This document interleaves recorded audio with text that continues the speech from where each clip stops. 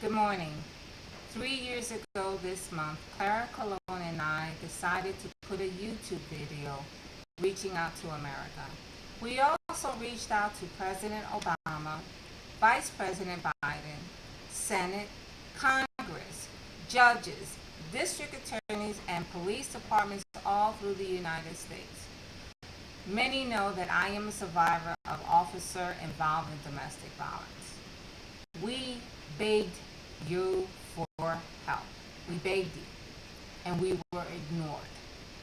Here we are 3 years later, and now you are aware that there is an epidemic, as Clara calls it, and I call it a plague, out of control.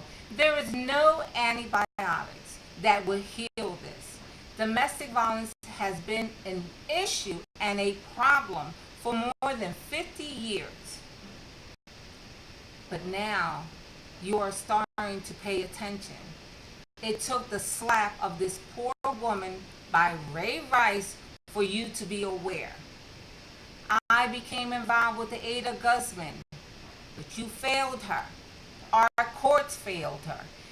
Arbitration would rather blame her because that huge cop smacked her in the face. I do not plan to give you any statistics because you are definitely aware of what is going on. This is Domestic Violence Awareness Month. And I know many are aware that this is a problem, but forget about the fact that it's October. Domestic violence is every day. It's happening every day.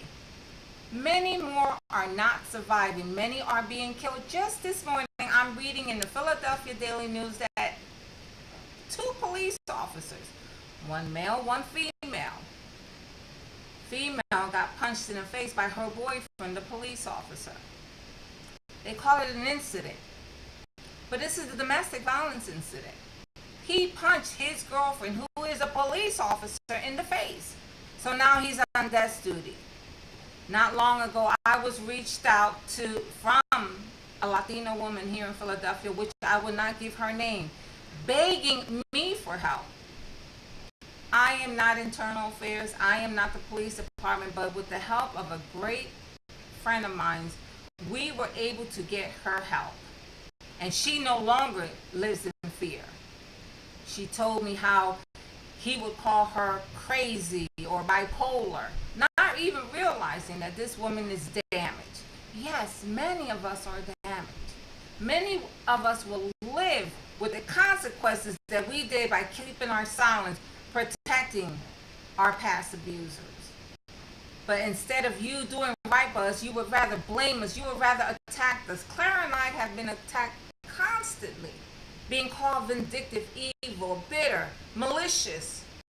But what we're trying to do, we're trying to get accountability for other survivors. We don't want any more victims. They're afraid to speak. So we're speaking for them, but instead you want to attack us. You cannot put the fear in me. You cannot. I'm still here, and I'm here for a reason, and so is Clara. So, enough. You are most definitely aware. I know that in my lifetime, domestic violence will not come to an end. But I damn if I'm going to sit here and continue to allow you or any other one else out there to blame us because we decided to speak out against police officers involved in domestic violence and domestic violence. I hope you hear this video, government. I hope you hear the cries of those who continue to be ignored, because it has been ignored.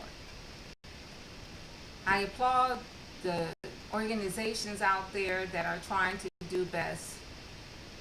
There aren't, as they say, enough funds. There aren't enough shelters. We're still waiting for a second shelter to be open here in Philadelphia, but nothing has happened yet. This is just too much. But bet on this. Clara and I are not going away.